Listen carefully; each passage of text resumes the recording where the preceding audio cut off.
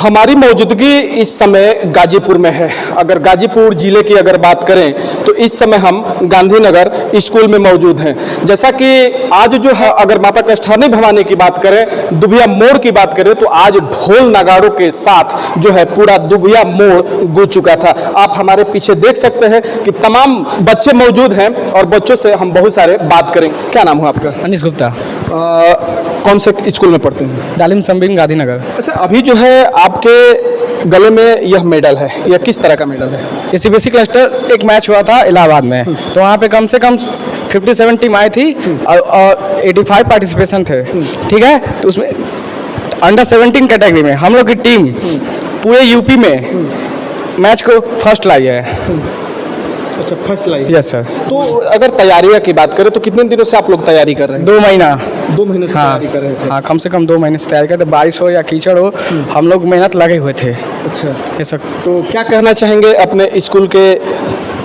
डालिम संबिम स्कूल गांधीनगर हमें जो मौका दिया है वो आसपास के अभी गाजीपुर तक कोई स्कूल में मौका नहीं मिला है, और ये पहली बार जो क्लस्टर हुआ है डालिम संबिम गांधीनगर, पहली बार ही हम लोग ट्रॉफी लाते हैं इलाहाबाद में। अब तक यहाँ पे कोई आया ही नहीं है यूपी में। जैसा कि अगर विस्तार न्यूज चैनल की टीम हर वह खबर को पड़ताल करेगी जहां पर अगर इन बच्चों की अगर हम बात करें तो इसी स्कूल से बहुत सारे बच्चों ने अपना दावेदारी पेश किया। अगर इन बच्चों की अगर हम बात करें तो इसी स्कूल से बहुत सारे बच्चे जाकर IAS PCS बड़े रैंक के अधिकारी बनेंगे। क्या कहेंगे के बारे में? My name is Ram Narayan Rai, डालिम संबिम स्कूल गांधीनगर, स्पोर्ट्स टीचर्स। बच्चे सर बहुत अच्छे खेले, हमारे वहाँ क्लस्टर में मेडल भी लाए गोल्ड। लेकिन इसको मैं बहुत बहुत धन्यवाद देना चाहूँगा अपने डायरेक्टर सर और प्रिंसिपल मैम को, क्योंकि ये रूरल एरिया है, हमारा पिछड़ा एरिया है, वो भी जहूराबाद बहुत पिछड़ा एरिया है। वहाँ इस तरह का जबकि हम जा रहे हैं DPS आर्मी पब्लिक स्कूल सैनिक स्कूल से कंपटीशन खेलने, एक गाँव से उठ के एक प्रॉपर शहर के, क्योंकि मेंटालिटी पेरेंट्स और शहर में बहुत ज़्यादा डिफरेंट है। शहर में होलिस्टिक डेवलपमेंट मतलब ओवरऑल डेवलपमेंट चाहता है पेरेंट्स, हमारे यहाँ केवल एजुकेशन के अलावा स्पोर्ट्स में बहुत तरह की प्रॉब्लम आती है। बट हमारे डायरेक्टर्स और प्रिंसिपल में मतलब कि उन्होंने बार बार बच्चों को मतलब यहाँ कोचिंग के अलावा भी पेरेंट्स से भी हमें खेलना है, बच्चों को सिखाना भी है, पेरेंट्स को भी खेलना है। उनको केवल बस ये है कि एजुकेशन के अलावा कुछ नहीं है, बाकी ये सब दिखावा है। ये दिखावा नहीं है सर, बहुत मेहनत लगती है। जाएंगे बाहर देखेंगे प्रॉपर जितने टीमें एक साल लगाई रहती है प्रोफेशनल।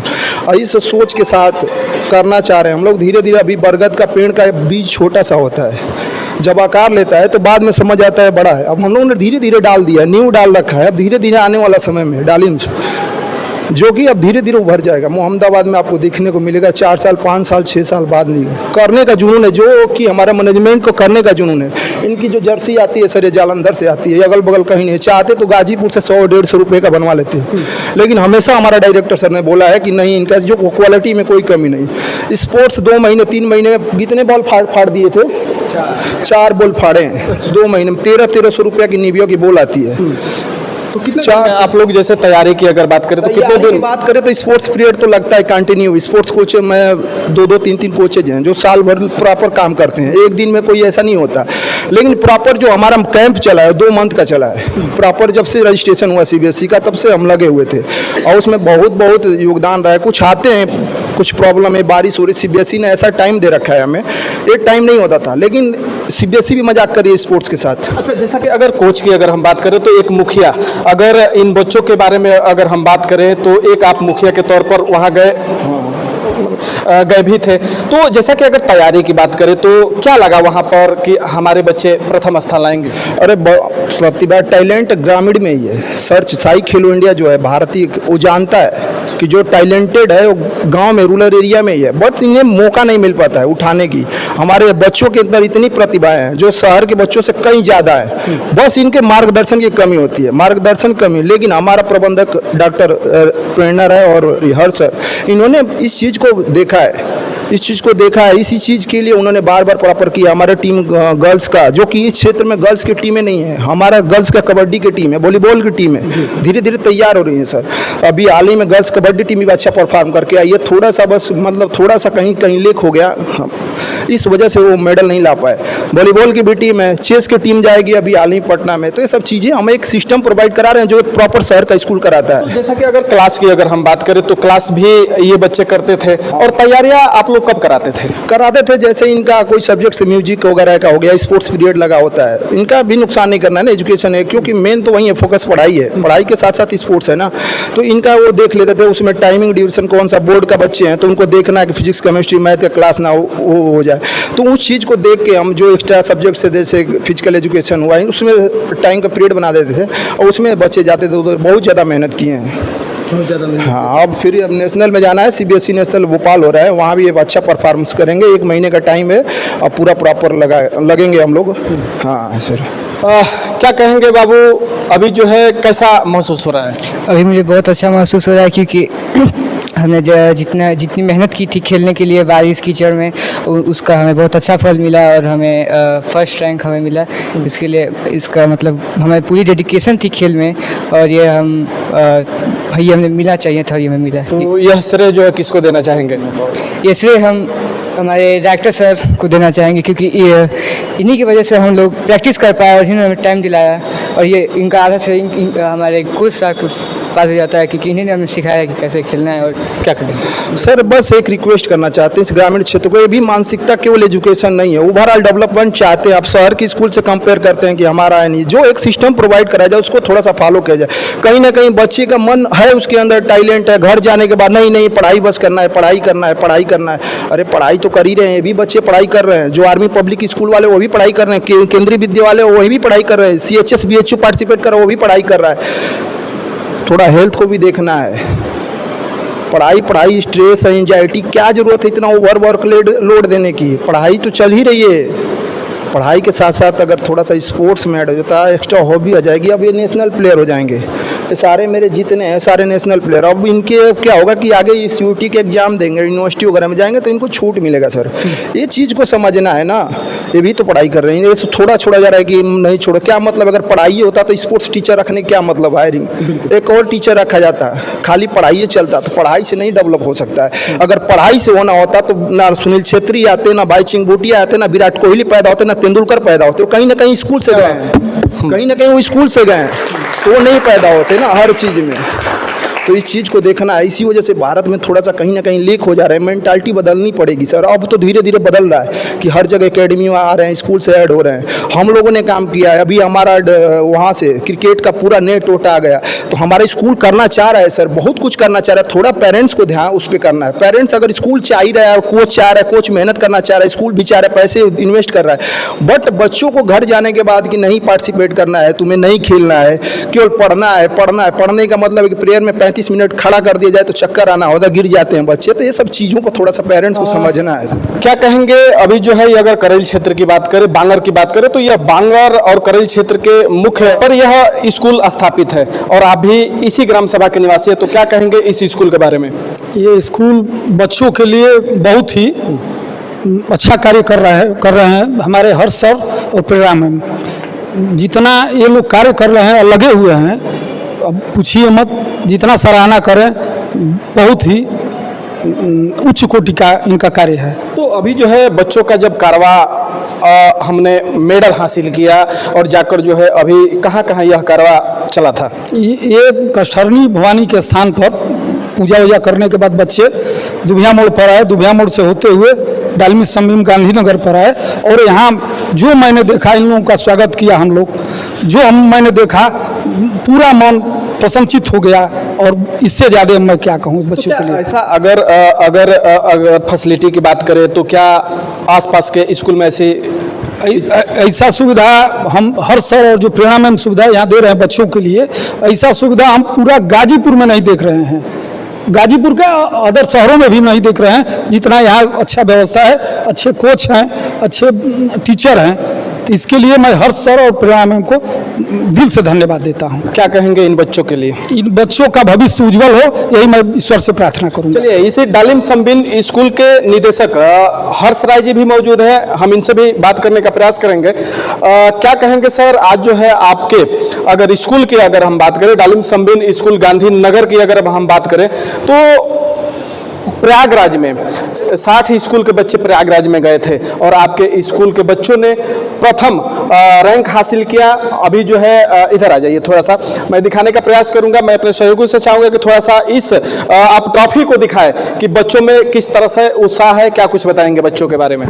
जैसे कि आपने बताया कि 60 स्कूल ने प्रतिभाग किया था, तो 60 स्कूलों ने भी, वो भी प्रयागराज पूरा जो जोन है हमारा, उसमें से आप चालू करेंगे अगर उधर कौशाम्बी प्रयागराज से चालू करिए, बनारस, गोरखपुर, आजमगढ़, बलिया, गाजीपुर, सारे जगह के स्कूल्स गए थे और बड़े बड़े स्कूल गए थे, उतने बड़े लेवल पे गए थे। और वहाँ पे अगर बच्चों ने ये काम किया है तो मतलब ये काबिल तारीफ है इनकी मेहनत। इन्होंने 2 महीने लगभग, मुझे लगता है गर्मी की छुट्टी पूरी और उसके बाद जो 1 महीने, जो कि एक काफ़ी टफ टाइम होता है, उसमें पेरेंट्स का भी सहयोग रहा, हमारे टीचिंग स्टाफ और सबका सहयोग रहा और सबने पूरे टाइम मतलब अच्छे से उसको टाइम मैनेज करते हुए कि पढ़ाई का भी नुकसान ना हो और उसके साथ साथ साइड बाई साइड इसकी तैयारी की सुबह और शाम दोनों टाइम में। ऐसे मन में कहां से आ गया कि नहीं, पढ़ाई के साथ साथ में बच्चों को खेल के तरफ भी रुचि लाना है? जैसे बहुत सारे गार्जियन की अगर हम बात करें तो गार्जियन दबाव बनाते हैं कि हमारे बच्चे नहीं इसी फील्ड में रहेंगे। सर ये होता है कि देखिए, कोई मेरे मन से नहीं है, ये एक्चुअली सीबीएसई के क्यूरिकुलम में, नई शिक्षा नीति में है, हम लोग के आदरणीय प्रधानमंत्री जी ने जो लागू कराई 2020 में,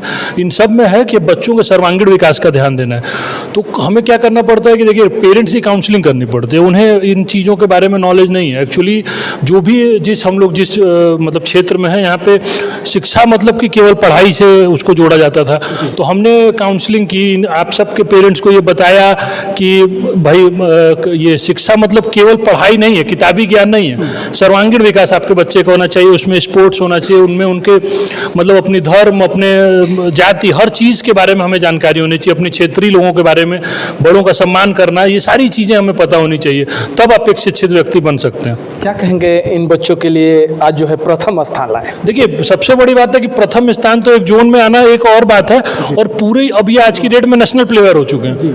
क्योंकि आपको बताना में वो अति खुशी हो रही है कि सितंबर में ये लोग सीबीएसई का जो नेशनल्स होंगे भोपाल में होंगे और वहाँ पे हमारी डालिम गांधीनगर की टीम रिप्रेजेंट करेगी और इस पूरे जोन से एक टीम जाएगी और उसमें हमारी टीम रहेगी। तो इससे बड़ी हमारे लिए क्या बात हो सकती है? हमने एक आज से 5-7 साल पहले प्रयास किया था कि बनारस या इस क्षेत्र की सबसे बड़ी फ्रेंचाइजीज में से एक को हमने इस ग्रामीण अंचल में लाया था और सभी अभिभावकों और हमारी टीम के सहयोग से आज वो टीम उल्टा अब इन ग्रामीण अंचल के बच्चों को हम लेके और भोपाल और नेशनल लेवल पे खेलने जा रहे हैं। हो सके कि अगर माँ कष्टंडी का आशीर्वाद और इन बच्चों की मेहनत रहेगी, सफल होंगे हम लोग और वहाँ पे नेशनल में भी कोई ना कोई जरूर मेडल लेके आएंगे। मन में खुशी हो रही है? यही बहुत ज़्यादा खुशी हो रही है। क्या कहेंगे बाबू, आज जो है आपके हाथों में एक ट्रॉफी है, बड़े होकर क्या बनना है?